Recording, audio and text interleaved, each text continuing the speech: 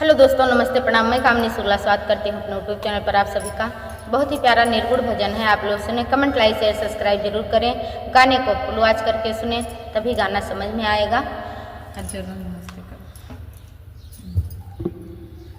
कठिन बदरी सैया मांगई गवनवा,